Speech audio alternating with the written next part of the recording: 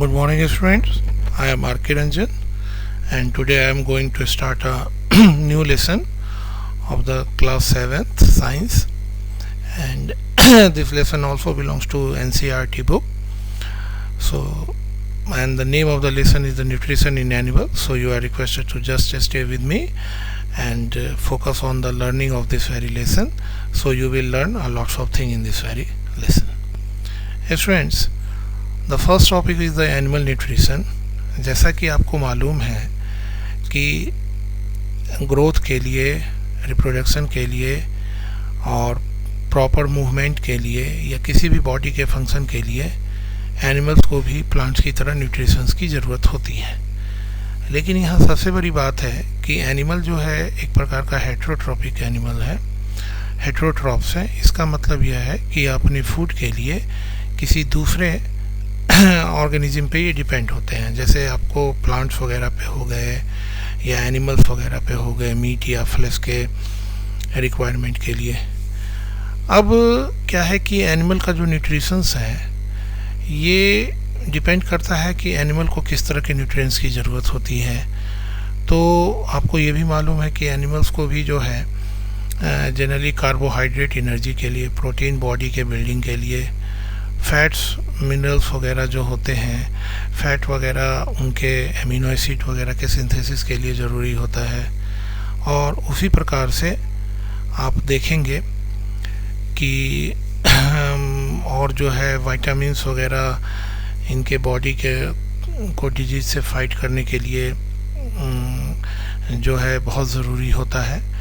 अब उसके बाद इसमें जो एनिमल न्यूट्रिशंस में एक जो सबसे इम्पॉर्टेंट एस्पेक्ट है वो है डाइजेशन. डाइजेशन बेसिकली क्या होता है, एक प्रकार का कॉम्प्लेक्स प्रोसेस होता है.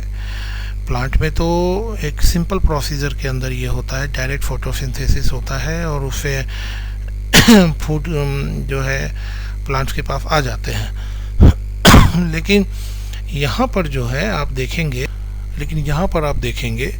कि एनिमल में एक प्रकार का कॉम्प्लेक्स प्रोसेस है जिसमें इसके बहुत सारे ऑर्गन्स जो है पार्टिसिपेट करते हैं. जैसे फूड का डाइजेशन राइट फ्रॉम माउथ शुरू होता है, माउथ के बाद ओसियोफेगस में जाता है स्टोमैक के द्वारा, फिर ये स्मॉल इंटेस्टाइन में, फिर लार्ज इंटेस्टाइन में, और फाइनली जो है ये फेसेस होके वेस्ट मटेरियल होके बॉडी के बाहर चला जाता है.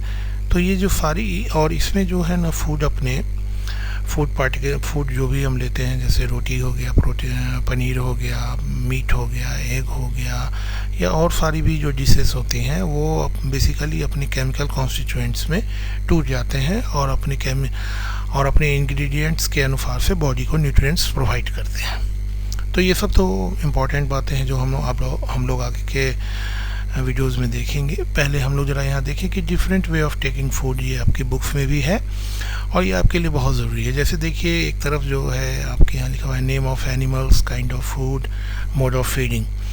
जैसे एनिमल में स्नेल, जैसे इसको घोंघा भी बोलते हैं. अब किस तरह के फूड है, तो ये ग्रास वगैरह जैसे छोटी मोटी चीज़ें जो है ये खाता है. उसके बाद जो है इसका मोड ऑफ फीडिंग जो है ये च्यूइंग, मतलब किस प्रकार से ये खाते हैं, क्या ये सक करके लेते हैं, च्यूई करके लेते हैं या ब्रीइंग करके लेते हैं, मतलब किस तरह से ये फूड को जो है अपने अंदर लेते हैं, उसे हम मोड ऑफ फीडिंग के अंदर लाते हैं. एंट हो गया तो उसमें आप देखेंगे कि इंसेक्ट्स हो गए, मोड ऑफ फीडिंग स्क्रैपिंग करते हैं ये एंट. किसी चीज़ के ऊपर में चींटी लग गया तो बिल्कुल आप देखेंगे इसको खखोर के खा जाना. Scraping is just the Hindi word of the scraping is मतलब कि उसको खखोर देना, घिस के खा जाना. अब देखिए जैसे ईगल हो गया तो ये फ्लैश है, ये सीधे स्वेलो कर लेते हैं, उसके बाद अपने स्टोमैक में डाइजेस्टिव एंजाइम वगैरह से इसको डाइजेस्ट करते हैं. हमिंग बर्ड हो गया तो हमिंग बर्ड जैसे बहुत छोटा बर्ड होता है, दुनिया का सबसे छोटा बर्ड हमिंग बर्ड ही होता है. तो उसमें जो नेक्टर होता है, नेक्टर को हम लोग ये बोल सकते हैं कि फ्लावर का जो या प्लांट का जो इम्पोर्टेंट जूसी मटेरियल होता है जो कि न्यूट्रिएंट से भरा होता है, वो नेक्टर के श्रेणी में आता है, उसको सक कर लेता है। अब जैसे लाइस वगैरह हो गए जिसको जुएं बोलते हैं, जैसे ह्यूमन बॉडी में सर के ऊपर सर पे रहता है, या और भी जहाँ पे हेयर ग्रोथ होता है वहाँ लाइसेस हो सकते हैं। तो वो लोग क्या करता है, वो जनरली ब्लड लेता है। ब्लड अपने आप में कंप्लीट न्यूट्रिएंट्स है। आपको मालूम है कि ब्लड में जो है बहुत सारे मिनरल्स वगैरह भी होते हैं, जो भी, क्योंकि हमारे बॉडी में जो भी मिनरल्स हो गए या डाइजेस्टिव न्यूट्रिएंट्स हो गए, जो भी न्यूट्रिएंट्स हो गए, जो भी इम्पॉर्टेंट चीज़ें हो गई, वो सभी जो बॉडी के अंदर में जो हर एक सेल्स के पास जाते हैं, उसको पहुंचाने का जो हमारा मीडियम होता है वो ब्लड ही होता है। तो अब क्या है कि मॉस्किटो वगैरह ब्लड को अगर चूस लेते हैं, जैसे इसलिए इसमें मोड ऑफ फीडिंग में सकिंग दिया गया है। तो अगर मान लीजिए कि वो ब्लड को चूस लेते हैं तो उनको एक प्रकार का कंप्लीट जो है न्यूट्रिशन मिल जाता है। तो our blood is full of nutritions, you can say. उसके बाद देखिए एक बटरफ्लाई हो गया, बटरफ्लाई भी नेक्टर लेता है और वो भी सक करता है। हाउस फ्लाई हो गया, हाउस फ्लाई बेसिकली जो है डिकेइंग मैटर पे को डिवोर करता है, उसको खाता है और वहाँ पे वो ब्रीव करता है, मतलब उसमें जो एक प्रकार का ये बैक्टीरिया वगैरह उस पर छोड़ता है, जो कि बैक्टीरिया उसको डिकम्पोज करता है और फिर उसको वो सक करता है।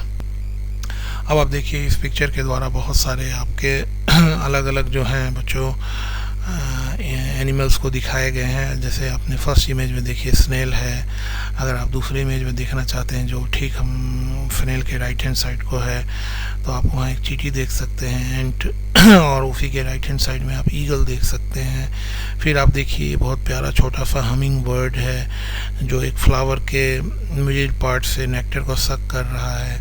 अब यहाँ देखिए एक लड़की है, कान का एक बीच में आपको एक फ़ोटो दिख रहा है जहाँ पर लाइसेस हैं, आपको राइट हैंड साइड में लाइसेस के फ़ोटोज़ भी दिए हुए हैं। नीचे देखिए मच्छर है जो ब्लड को सक करता है। ये देखिए बटरफ्लाई है, ये देखिए फ्लाई है जो घरेलू मक्खियाँ होती हैं।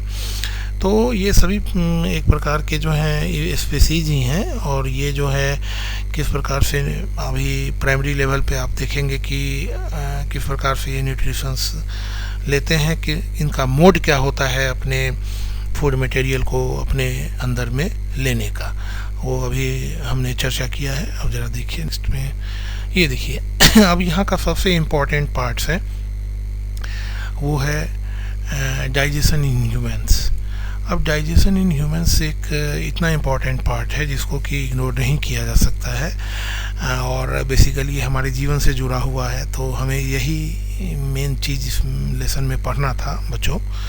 तो इसमें ज़रा सा देखिए कि एक ह्यूमन बॉडी का एक इमेज बनाया हुआ है यहाँ पर, और आप देखेंगे कि माउथ से डाइजेशन शुरू होता है और नीचे वाले पोर्शन में आप देखेंगे तो एनस के पास जो है सो फाइनली जो है ये जो फूड डाइजेस्ट होकर बॉडी से बाहर चला जाता है।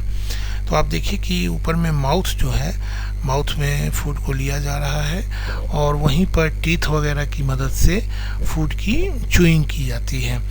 टंग जो है वहाँ पर फ्लाइवा को फूड में मिलाने का काम करता है, और एपिग्लॉटिस एक प्रकार का जो है ट्रैकिया और इसोफेगस के बीच में होता है, जो हवा ट्रैकिया में जाने में हेल्प करता है और फूड को जो है इसोफेगस में जाने में हेल्प करता है। और ये जो आपका फेरेंक्स है उसको लैरिंक्स भी बोलते हैं, वो बेसिकली जो हमारा स्वर उसको बोलते हैं, माने साउंड बॉक्स एक तरह से कह लीजिए, जहाँ से कि वोकल कॉर्ड वाइब्रेट होते हैं और अलग अलग तरह के साउंड्स निकलते हैं।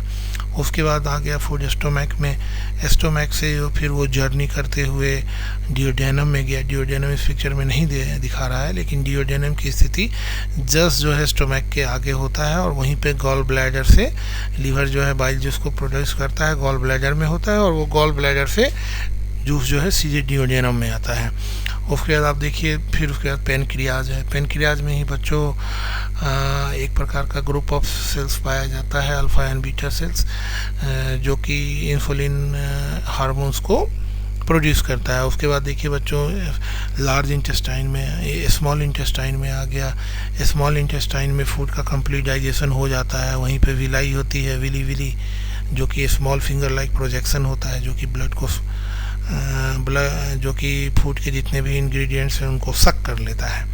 और फिर वो उसके बाद निकलता है, और निकलने के बाद फिर लार्ज इंटेस्टाइन में होते हुए रेक्टम वगैरह की द्वारा जो है एनस से बॉडी के बाहर हो जाता है। देखिए यहाँ पे इसको थोड़ा और इनलार्ज करके दिखाया गया है, चीज़ें वही हैं।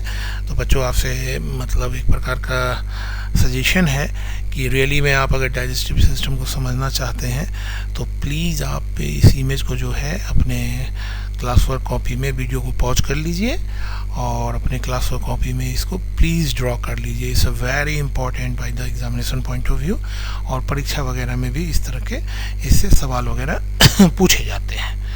तो चलिए बच्चों आगे थोड़ा अब देखिए अब आ जाइए भाई माउथ एंड बकल कैविटी। इसको बकल कैविटी भी कहते हैं। देखिए बहुत अच्छे से यहाँ मुंह को दिखाया गया है। इसमें आप देखेंगे कि जब भी आप मुंह के अंदर कोई खाना लेते हैं, इसको अगर आप एक निवाला लेते हैं तो उसको मॉर्सल बोला जाता है। तो जनरली जो है ह्यूमन बीइंग जो है या और भी अलग तरह के जो लिविंग स्पीसीज हैं, खासकर एनिमल किंगडम के, तो वो जो भी फूड वगैरह लेते हैं उनके लेने का जो प्रोसीजर होता है उसमें फर्स्ट स्टेप होता है कि वो फूड को अपने माउथ में लेते हैं। अब माउथ एक पूरा सिस्टम है जो कि फूड का फर्स्ट प्रोसेसिंग कह लीजिए यूनिट है।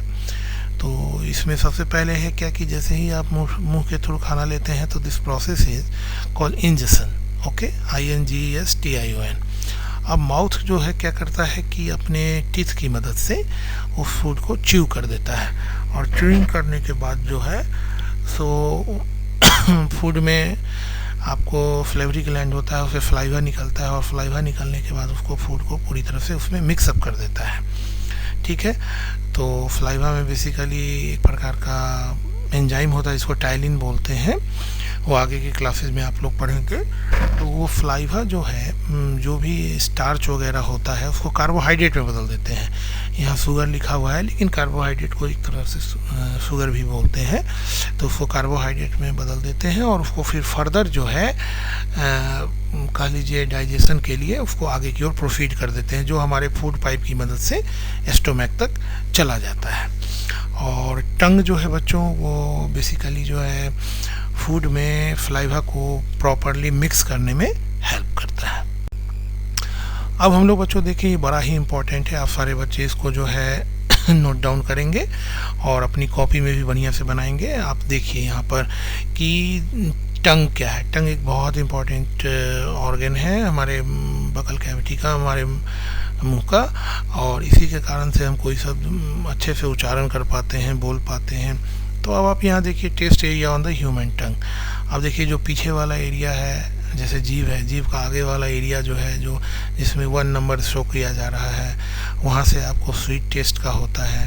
अब 1 के जस्ट आपको राइट हैंड साइड में सॉल्टी, फिर लेफ्ट में भी सॉल्टी को हम लोग फील करते हैं, ठीक है, टेस्ट करते हैं। अब उसके बाद जो है मिडिल वाला पोर्शन है उसमें सॉर का होता है, और सबसे लास्ट जो होता है वो बीटर का होता है। देखिए यहाँ पे राइट हैंड साइड में एक फिगरेटिवली स्केच करके बहुत अच्छे से दिखाया गया है। तो आप सारे बच्चों की ये रिस्पॉन्सिबिलिटी है कि आप प्लीज़ इसको जो है अपने कॉपी में बना लें, वीडियो को पॉज कर लें और पॉज करके इसको अपनी कॉपी में ड्रॉ करके नोट डाउन कर लें। ठीक है बच्चों, तो अब हम लोग नेक्स्ट वीडियो में देखते हैं कि क्या आ रहा है। देखिए यहाँ पे टीथ, ये भी भाई बहुत इंपॉर्टेंट है। आपके दांत हैं, आपके बचपन में भी दांत हुए होंगे जिसको हम लोग बोलते हैं दूध का दांत, वो समय रहते टूट जाता है, या अगर आप प्रॉपर मुंह वगैरह की सफाई ना करें, सफाई नहीं करने पे क्या होता है बच्चों, आपके दांत में हम लोग बोलते हैं कीड़े लग जाना, या दांत जो है ना वो ख़राब हो जाना, इरोड हो जाना, उसमें कैविटीज बन जाना। तो टीथ इज़ वेरी इंपॉर्टेंट।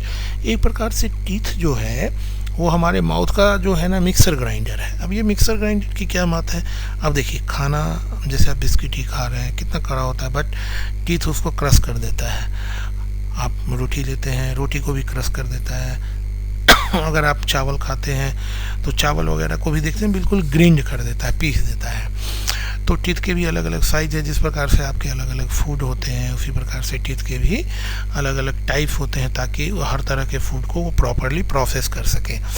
तो देखिए बेसिकली जो है टीथ में जो है वो 4 प्रकार के टीथ होते हैं, 4 types of teeth. They are the incisors. Incisors होते हैं आगे के भाग में, वो कुतरने के काम में आते हैं।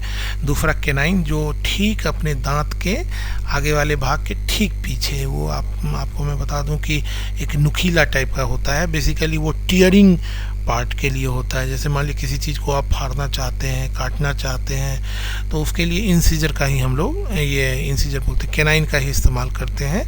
और उसके बाद केनाइन के बाद जो हमारा दांत की जो 2 क्या कहते हैं रो होता है, वो बेसिकली जो है प्रीमोलर का होता है, और उसके पीछे वाले को हम लोग मोलर बोलते हैं। ठीक है, तो मोलर्स, प्रीमोलर्स। ओके, प्रीमोलर पहले होता है और मोलर बाद में होता है। तो ये हमारे दांतों का एक सीरीज हुआ सेट, और वैसा ही एक सेम सेट नीचे भी होता है। तो मैंने पहले ही बताया कि एक प्रकार का ये हमारे मुंह का मिक्सर ग्राइंडर है। तो इसमें कोई भी आइटम जाता है उसको बढ़िया से ये रगड़ के पीस के बराबर कर देता है। अब यहाँ पर देखिए ज़रा सा, ये जो लेफ्ट हैंड साइड को एक टेबल दिया हुआ है, उसमें एक दांत की स्थिति बताई गई है। तो जैसे इंसीजर 4 हुआ, अपर जॉ में, नीचे वाले जॉ में 4 तो मिला के 8 हो गए। केनाइन 2 हुआ मिला के 4 हो गए। प्रीमोलर और मोलर दोनों मिला के 10 हुए, तो 20 हो गए। तो कुल मिलाकर जो है, आप देखिए हमें बोलते हैं कि 32 दांत होते हैं, तो देख लीजिए 8 4 12 और 20 32, तो 32 जो है हमारे टीथ पूरे हो गए। तो बच्चों ये भी बहुत इंपॉर्टेंट है, प्लीज़ आप इसको भी नोट डाउन कर लीजिए, ठीक है ना, ताकि आपको आगे दिक्कत ना हो। ठीक है बच्चों, तो आप पॉज कर लीजिएगा, आराम से इसको नोट डाउन कर लीजिएगा, ताकि आपके कॉन्सेप्ट जो है ना अच्छे से मौजूद रहें। अब आ जाइए अब देखिए कि हम लोग फूड पाइप में जो है, फूड पाइप जैसे मैंने आपको बताया कि मुंह में बकल कैविटी में जैसे ही फूड प्रोसेस हो जाता है तो वो फूड पाइप की ओर जाता है, जिसको हम लोग ओसोफेगस भी बोलते हैं, इसोफेगस भी बोलते हैं। उच्चारण करने के अलग अलग तरीके होते हैं, लेकिन आप वो साइलेंट रहता है, ई से उच्चारण करते हैं, इसोफेगस बोलते हैं इसको। देखिएगा जरा सा कि food pipe passes along the neck and chest, ये चेस्ट और नेक के द्वारा ये पास होते हुए नीचे तक जाता है। And solid food is pushed down by the movement of the wall of the food pipe into the stomach. अब जो है ना हमारे फूड पाइप में एक प्रकार का मस्कुलर मूवमेंट होता है, जिससे मुंह में खाया हुआ फूड को ना अल्टीमेटली वो पेट तक पहुंचा देते हैं। अब आ जाइए स्टोमक जी। स्टोमक में खाना जाता है, और स्टोमक के जो मसल्स होते हैं वो खाने को उस पेट के जो एंजाइम होते हैं उससे मिलाते हैं। अब एंजाइम वगैरह का नाम तो हम लोग आगे पढ़ेंगे, लेकिन आपके नॉलेज के लिए बता दें कि स्टोमक के अंदर में एक ऑक्जेंटिक सेल बोल के एक स्ट्रक्चर होता है, जहाँ से कि आपका HCl जो है एसिड आपका सेक्रेट होता है, जिससे फूड का मीडियम एसिडिक हो जाता है, और वो जो है ना बैक्टीरिया को तो मारता ही है, और साथ में दूसरे एंजाइम्स को भी एक्टिवेट कर देता है। और पेट में ऑलरेडी 3 एंजाइम निकलते हैं, रेनिन, पेप्सिन एंड कैफिन। ये सारे एंजाइम नोट करने की ज़रूरत नहीं है, ये हम लोग आगे के क्लासेस वाले में पढ़ेंगे, लेकिन आपके नॉलेज के लिए बता दें, यहाँ प्रोटीन का भी डाइजेशन होता है, कार्बोहाइड्रेट का भी डाइजेशन होता है, और बच्चों फूड का मीडियम भी यहाँ पर एसिडिक हो जाता है। अब वहाँ से जब फूड आगे की ओर प्रोसीड होता है तो डियोडेनम के पास पहुँचता है, वहाँ लीवर से जो है आपका बाइल जूस आया हुआ रहता है, और वो जो है ना फूड के एसिडिक मीडियम को अल्कलाइन मीडियम में कन्वर्ट कर देता है। और बच्चों उसके बाद जो है ना ये फूड चला जाता है स्मॉल इंटेस्टाइन में, और स्मॉल इंटेस्टाइन में 6 प्रकार के एंजाइम जो सेक्रेट होते हैं, और यहाँ पर बच्चों प्रोटीन का, स्टार्च का, फैट का, इन सब का जो है कंप्लीट डाइजेशन हो जाता है। वैसे तो मैं सब बता सकता हूँ, लेकिन अभी आपके क्लास के लेवल में जो है ना ये सब जानना मतलब ज़्यादा ज़रूरी नहीं है, लेकिन फिर भी आप जान जाइए कि फैट एंड जैसे कि प्रोटीन जो है वो पॉलीपेप्टाइड्स में टूट जाता है, पॉलीपेप्टाइड्स जो है वो एमिनो एसिड में टूट जाता है, फैट वगैरह जो है फैटी एसिड और ग्लिसरीन में टूट जाता है, और इस तरह से जो है यहाँ पर ये क्या कहते हैं स्मॉल इंटेस्टाइन में डाइजेशन का जितना भी पार्ट होता है वो पूरे के पूरे वहाँ पे कंप्लीट हो जाते हैं। ठीक है, तो ग्लूकोज वगैरह भी जो है सो टूट कर ग्लाइकोजेंस वगैरह में कन्वर्ट हो जाते हैं और वो बाद में अल्टीमेटली जाके आपके लीवर में डिपॉजिट हो जाता है। ठीक है, तो हम लोग आगे के वीडियो में देखें कि आगे क्या कहा जा रहा है। अब देखिए आपके यहाँ पर जो है ना तीनों फिगमेंट्स को बहुत अच्छे से बताया गया है। हम लोग टॉप में जो है लेफ्ट साइड में देखें कि किस तरह से मुंह से एक इसोफेगस के द्वारा जो है स्टोमक में फूड आ रहा है, और स्टोमक के द्वारा जिन एंजाइमों को निकाला जाता है उसको हम लोग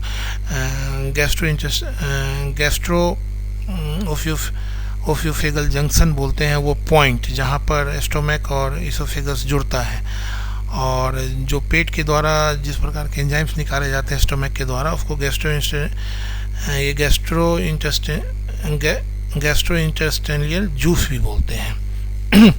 ठीक है, तो इस चीज़ को थोड़ा सा आप लोग ध्यान दीजिएगा।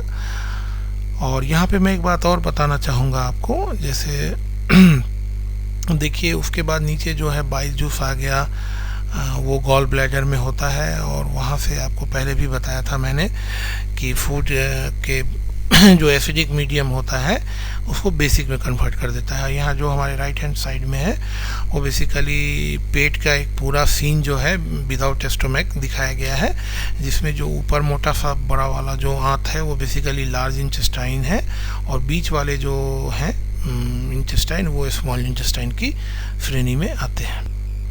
अब यहाँ पर देखिए बच्चों की absorption of digested food in small intestine. अब स्मॉल इंटेस्टाइन में जो है, अब ये जो फूड का जब डाइजेशन हो गया तो फूड कहाँ पे जाके सक होगा, तो स्मॉल इंटेस्टाइन में ही फिंगर लाइक स्मॉल प्रोजेक्शन होते हैं, छोटी छोटी अंगुलियों के जैसे संरचनाएं होती हैं जिनको हम लोग विली बोलते हैं। तो इसके अंदर में बेसिकली ब्लड कैपिलरीज होते हैं। ब्लड कैपिलरीज बोलते हैं, कैपिलरीज जो बाल की तरफ पतले जो खून की नलियां होती हैं, they are called the blood capillaries. और ये क्या करते हैं कि जितने भी हमारे डाइजेस्टेड जो फूड हो गए, उसके न्यूट्रिएंट्स हो गए, इन सब के जो मेन लिक्विड पार्ट्स होता है, जो न्यूट्रिएंट्स होता है, इसको ये ब्लड कैपिलरीज विली के द्वारा सक कर लेते हैं, और सक करने के बाद फिर से हमारे ब्लड के द्वारा हमारे बॉडी के सिस्टम में ले आते हैं, जिससे कि हमारे डिफरेंट ऑर्गन्स को या भी जो भी टारगेट ऑर्गन्स है वहाँ तक ये न्यूट्रिएंट्स पहुँच जाते हैं। आपको मैं बता दूँ कि हम लोग जो दवा वगैरह खाते हैं, ये दवा वगैरह भी जो है ना बेसिकली इसी तरह से डाइजेस्टिव सिस्टम से होते हुए जब ये विली में जाता है तो विली के द्वारा ये सक कर लिया जाता है, और उसके बाद बच्चों जो ये डाइजेस्टेड फूड होते हैं ये आगे की ओर प्रोसीड कर जाते हैं, और फिर ये पहुंच जाते हैं लार्ज इंटेस्टाइन में। और लार्ज इंटेस्टाइन में क्या होता है कि इसमें क्या कहते हैं, intestine water and some salt are there, the remaining waste then passes to the rectum and remains there as a feces। अब देखिए कि इसमें जो है थोड़ा वाटर वगैरह, सॉल्ट वगैरह, ये सब डाइजेस्टिव फूड के साथ जो है आगे की ओर प्रोसीड हो जाता है, और यहाँ पे बैक्टीरियाज वगैरह भी होते हैं, जो मैं आपको बता दूं कि इसको जो है ना फीसेस के रूप में, फीसेस जिसको मल भी बोलते हैं, उसके रूप में इसको कन्वर्ट कर देते हैं, and it remove through anus from time to time, और एनस के द्वारा इसको समय समय पे निकाला जाता है। इस प्रोसेस को जो है इजेशन बोलते हैं। पहले वाले जो फूड लेने वाले प्रोसेस को इंजेशन बोले थे, और इसको इजेशन बोलते हैं। थोड़ा इस बात को भी ध्यान रखिएगा और इसको नोट भी कर लीजिएगा। अब हम लोग देखें बच्चों कि जैसे एनिमल वगैरह होता है, तो एनिमल वगैरह में किस प्रकार का डाइजेशन होता है हमारा, मैं आपको बता दूं कि एनिमल और हमारे फूड में एक फ़र्क होता है। जैसे कि एनिमल वगैरह जो है ना सेलुलोज बेस्ड फूड भी खाते हैं, जैसे ग्रीन ग्रास वगैरह खाए, या लकड़ी या प्लांट के बने पत्ते वत्ते भी खा लिए। तो अब यहाँ सवाल उठता है कि हम लोग उसको क्यों नहीं खाते हैं। बेसिकली हमारा डाइजेस्टिव सिस्टम जो होता है वो सेलुलोज पचाने के लिए नहीं होता है। अब सेलुलोज क्या है, इसको आप महसूस कीजिएगा कि प्लांट सेल जो होता है उसके सेल मेम्ब्रेन और सेल वॉल के बीच में सेलुलोज की एक लेयर होती है। यूँ कह लीजिए कि सेल वॉल सेलुलोज का ही बना होता है, जिसके कारण प्लांट जो है ना काफ़ी कठोर होता है, इसलिए लकड़ी कठोर हो जाती है ऊपर से। तो क्या करते हैं ना, इनमें एक सेलुलोज पचाने की भी कुछ खूबियाँ होती हैं एनिमल के डाइजेस्टिव सिस्टम में, जो कि हम लोगों के जो है ह्यूमन बीइंग के डाइजेस्टिव सिस्टम में नहीं होता है। तो इसका जो एक सबसे इम्पोर्टेंट होता है कि ये होता है, ये रूमिनेशन होता है। आप लोगों ने गाय बैल भैंस वगैरह को देखा होगा, खासकर भैंस वगैरह को, कि जब ये बैठती हैं, एक बार ये बहुत तेज़ी से खाना खा लेती हैं, अपने पेट में जो है वो ले जाते हैं। जहाँ पर इसमें देखिए एक भैंस का बफेलो का सीन दिखाया जा रहा है, जो कि रूमिनेंट श्रेणी के एनिमल में आता है, और ह्यूमन इसके स्टोमैक वाले पोर्शन को दिखाया जा रहा है। तो जब ये पहले बहुत तेज़ी से ये खाना खा लिया और उसके बाद ये बैठ जाता है, और बैठ जाने के बाद जो है ये बीच में मसल्स के फोर्स के द्वारा थोड़ा थोड़ा खाना करके ये अपने मुंह में लाता है, और उसकी जो है ना बहुत अच्छे से ग्रिंडिंग करता है जी। इस प्रोसेस को जो है सो हम लोग कडिंग बोलते हैं। इसको बोलते हैं कि इसको मुंह में जाकर और फिर से वो माने वो जो खाया हुआ जो चारा होता है इसका, उसको बढ़िया से ग्रिंड करके उसमें डाइजेस्टिव एंजाइम्स वगैरह जूस वगैरह मिलने के कारण तब वो अच्छे से प्रॉपरली प्रोसेस हो जाता है। और तब जो वो बैक आता है, तो बैक आने के बाद जैसे वो स्मॉल इंटेस्टाइन होते हुए आगे की ओर प्रोसीड करता है, तो प्रोसीड करने के बाद आपको मालूम है कि उसमें सेलुलोज भी होता है, तो सेलुलोज जल्दी से डाइजेस्ट नहीं होता है। तो इसी के बीच में स्मॉल इंटेस्टाइन और लार्ज इंटेस्टाइन के बीच में छोटा सा सेक्शन होता है जिसको कि सीकम बोलते हैं। वहाँ पर ये फूड जाकर कुछ देर तक स्टे होता है और सेलुलोज का भी डाइजेशन होता है, और फाइनली जो है ये लार्ज इंटेस्टाइन होते हुए रेक्टम से जाकर ये आप यूँ कह सकते हैं डंग के रूप में, काउ डंग, बफेलो डंग जो भी हो उसके रूप में बॉडी से बाहर आ जाता है। तो ज़रा सा अब देखेंगे इसमें कि the cud is brought back to the mouth in a small lump and chewed. This process is called rumination. The chewed food then passed into the sac-like structure between a small intestine and large intestine. The cellulose in the grass is digested with the help of some bacteria. अब देखिए जहाँ से ये caecum है जो कि small intestine और large intestine के बीच में होता है, जहाँ पर सेलुलोज का डाइजेशन होता है, तो यहाँ पर कुछ बैक्टीरियाज होते हैं जो सेलुलोज के स्ट्रक्चर को तोड़कर इसको सिंपल कॉम्प्लेक्स में एक मतलब हार्ड कॉम्प्लेक्स से कन्वर्ट करके इसको सिंपल मॉलिक्यूलर स्ट्रक्चर में कन्वर्ट कर देते हैं ताकि इसका प्रॉपर ढंग से डाइजेशन हो सके। उसी तरह से देखिए अब एक है कि feeding and digestion in amoeba. Amoeba आपको मालूम है बच्चों कि ये कि यूनिसेलुलर एनिमल, इसमें सिंगल सेल है। इसको अगर आप जनरल लाइफ में कहाँ देख सकते हैं, तो ये नाली वगैरह में है कि पानियों को लेकर जब हम लोग लेबोरेटरी में माइक्रोस्कोप से देखते हैं तो उसमें कभी कभी हमें अमीबा का जो है दिख जाता है। तो अमीबा यूनिसेलुलर एनिमल की श्रेणी में आता है, स्पीसीज की श्रेणी में आता है। तो जब ये यूनिसेलुलर है तो ये भी डाइजेशन वर्क करेगा। तो आप यहाँ पर देखिए नीचे में लेफ्ट साइड में दिखाया हुआ है कि न्यूक्लियस है अमीबा का, फूड वैक्यूल्स है, डाइजेस्टिव वैक्यूल्स है। इसमें इसके जो स्ट्रक्चर होते हैं इसको सीडोपोडियम, पोडिया का मतलब होता है पाँव और सीडो का मतलब होता है झूठा, तो इसके पाँव झूठे होते हैं, सीडोपोडिया होता है। तो इस प्रकार से सेल मेम्ब्रेन होता है, चूँकि लिविंग है और एनिमल के यूनिसेलुलर एनिमल में आता है ये, तो इसमें सेलुलोज वगैरह वॉल नहीं होते प्लांट सेल की तरह। अब यहाँ पर देखिए कि भाई ये कैसे करता है।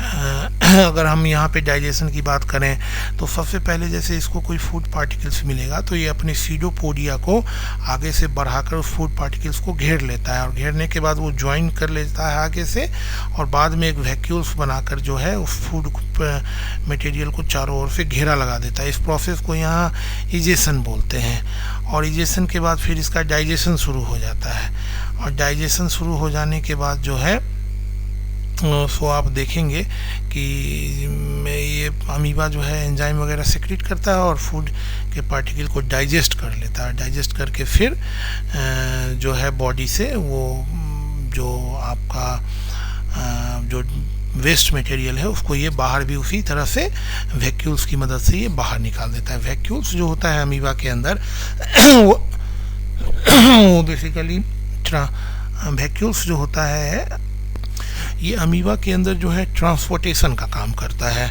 तो थोड़ा सा इसको थोड़ा ध्यान देने की ज़रूरत है। आप इसको वीडियो पॉज करके अमीबा का पहले तो आप एक डायग्राम बना लेंगे, और फिर जो है ये राइट हैंड साइड को लोअर पार्ट में जो दिया हुआ है कि किस प्रकार से अमीबा जो है अपनी सीडोपोडिया की मदद से फूड पार्टिकल्स को घेरता है और उसको डाइजेस्ट करता है, इसको भी आप थोड़ा सा नोट कर लेंगे।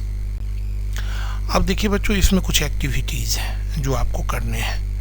जैसे कि अब यहाँ पे आप देखेंगे, इसको आप नोट डाउन भी करेंगे, और बोलेंगे food and modes of feeding in animal. आपको इसमें मिलाना है, जैसे स्नेल है और अगर ग्रास खाता है तो इसकी मोड ऑफ फीडिंग क्या है। तो अभी जो आपने पढ़ा है उसकी मदद से आप इसको सॉल्व करेंगे।